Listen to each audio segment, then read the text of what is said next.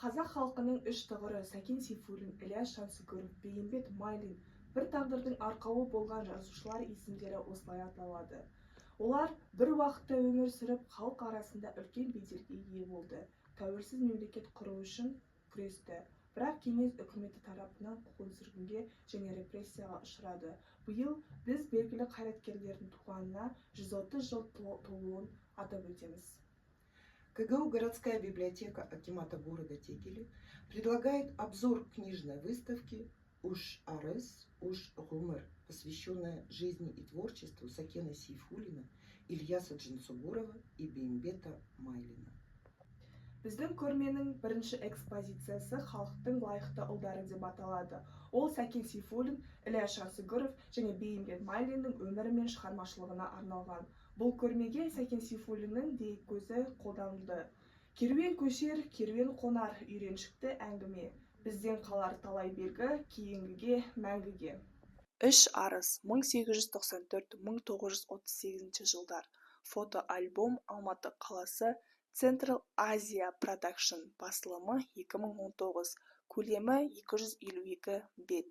Бұл кітап қазіргі қазақ әдебиетінің үш ұлы негізін салушы Сәкен Сейфуллинге, Ілияс Жансүгіровке және Бейімбет Майлинге арналған. Бір жылы, яғни 1894 жылы дүниеге келген және бір жылда саяси қуғын-сүргін құрбандары болған. Басылымға жазушылар туралы қысқаша өмірбаяндық мәліметтер, олардың шығармаларынан үзінділер және қазақ суретшілерінің жазушылар шығармаларына салған картиналарының репродукциялары кіреді. Нұрғали Рымғали, қазақ әдебиетінің алтын ғасыры, зерттеу, Рымғали Нұрғали, Астана қаласы, Күлтегін баспасы, 2002 жыл. 175-204, 205-244 беттерге арналған.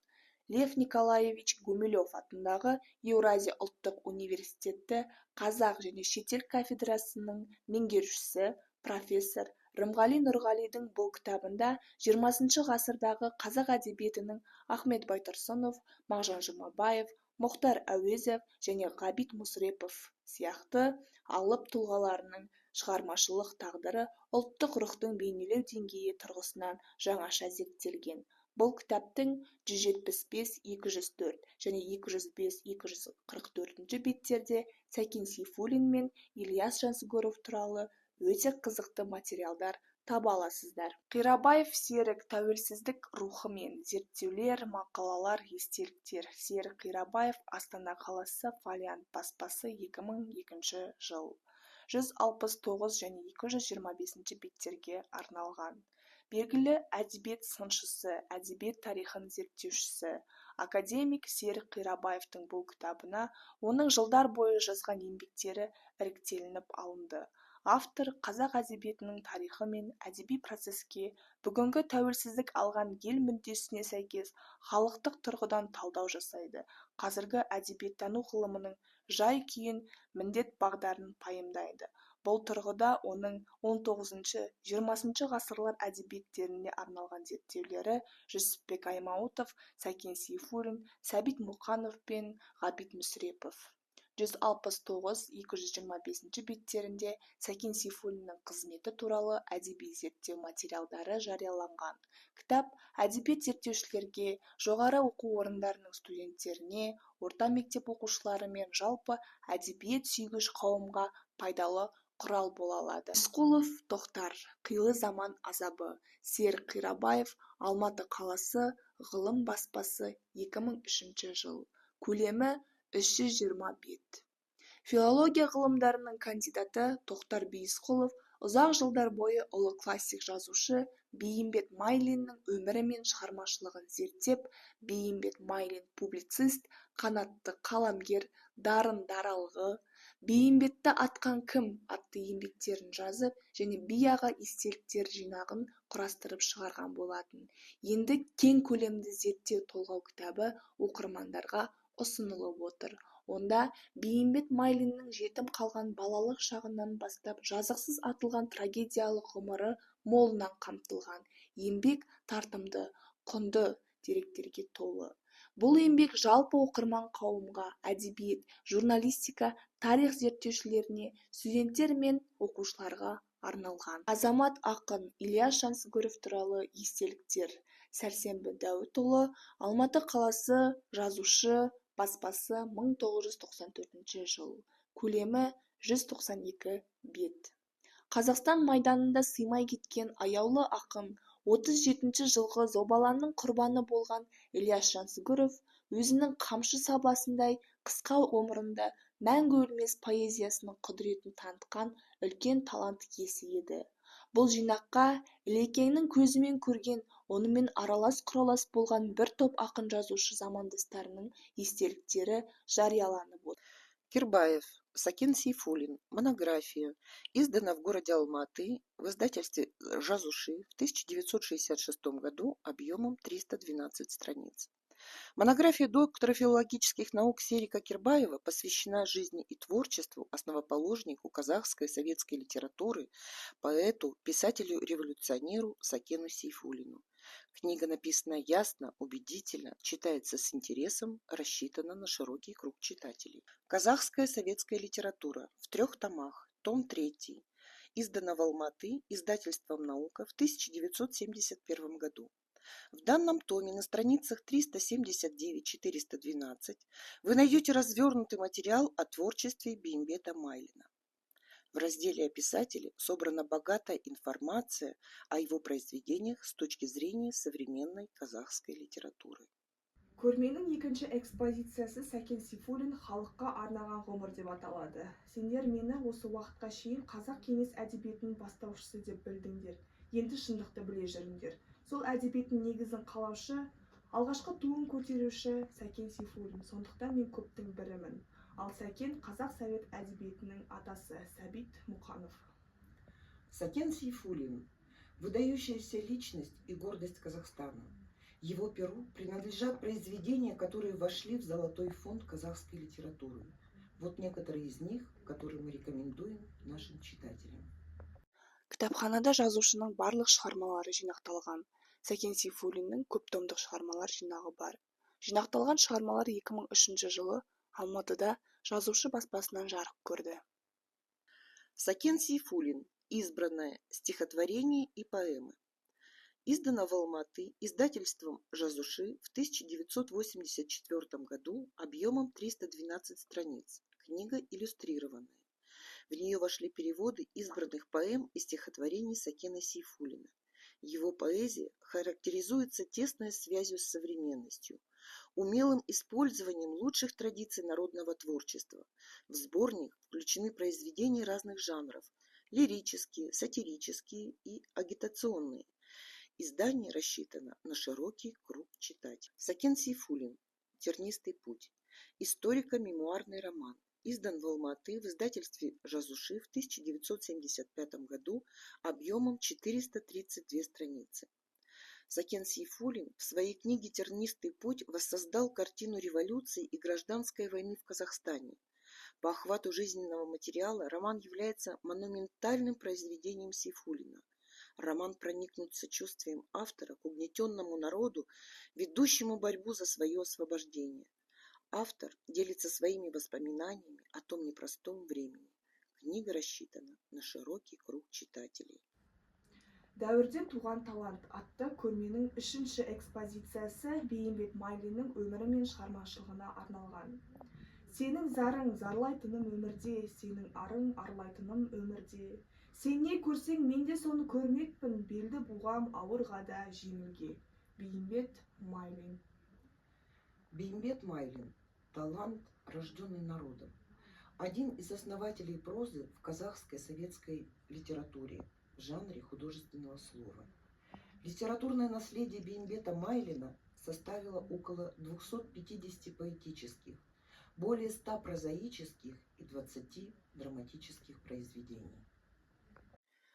Кітапханада жазушының барлық шығармалары жинақталған. Бейімбет Майлиннің көп томдық шығармалар жинағы да бар. Жинақталған шығармалар 2002 жылы Алматы қаласында жазушы баспасынан жарық көрді. Бейімбет Майлин, Шұғаның белгісі, хикаят әңгімелер, Алматы қаласы, раритет баспасы, 2006 жыл. Көлемі 256 бет. Қазақ әдебиетінің классигі Бейімбет Майлиннің бұл кітабында таңдамалы әңгімелер мен хикаяттар бар. Орыс әдебиетінде әңгіме жанрында ұлы Чеховтың алатын орны қандай болса, қазақ прозасында Бейімбет Майлиннің де орны тап сондай. 1915 жылы жазылған Шұғаның белгісі хикаятынан бастап, қаламгер әдебиетінің барлық саласында, әсіресе әңгіме жанрында өндірте еңбек еткен. Күлпаш, Айт күндері, Талақ, Даудың басы Дайрабайдың көксиыры, Сарала тон, Күлтай болыс, Құрымбайдың жігітшілігі, Айранбай, Раушан коммунист, тағы басқа толып жатқан туындылары жұртшылыққа кеңінен танымал. Бейімбет Майлин. «Рыжая полосатая шуба. Повести и рассказы». Издано в Астане издательством Аударма в 2009 году объемом 472 страницы. Серии «Библиотека казахской литературы».